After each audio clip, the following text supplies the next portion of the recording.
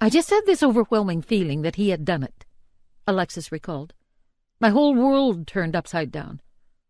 I am a pretty rational person, but that was the feeling. It was very strange, unsettling, and horrifying to come to that realization.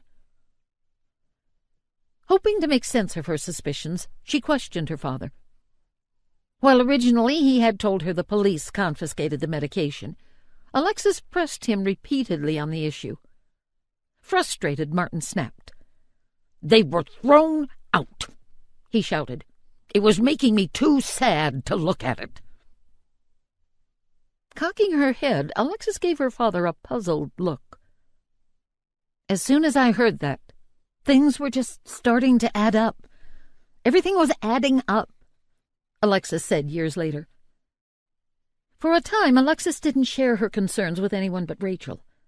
Her most immediate worries were for the welfare of her younger sisters. Now unemployed, Rachel spent the next few weeks at her parents' house, watching over the girls. Rachel, Vanessa, and Alexis all volunteered repeatedly to be their caretakers, but Martin was firm. They needed to hire a nanny. 5 days after his wife's death, Martin returned to work at the developmental center. On that Monday morning, he arrived early. Steve Nicholson, who had recently resigned as nurse practitioner and was working his final week, was one of the few employees in the building at the time. As Nicholson passed by Martin's office, he was surprised to see the doctor. Martin had taken only 2 bereavement days.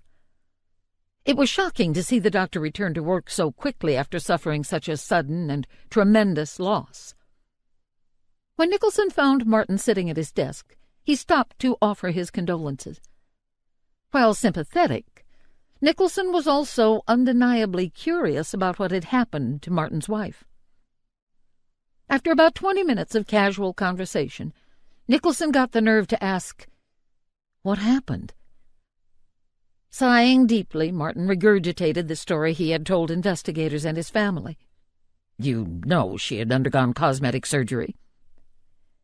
As they spoke, Nicholson noticed Martin showed no hint of emotion. "I think he let me put the pieces together," Nicholson recalled. "I don't think he told me he thought she hit her head or he thought she drowned. He left it at that and let me draw my own conclusions." Toward the end of their conversation, Nicholson glanced at Martin's left hand and noticed he was wearing a different wedding ring. For the past 6 years they had worked together, Martin had always worn a plain gold wedding band. Now he was wearing a ring with a distinctive black stripe.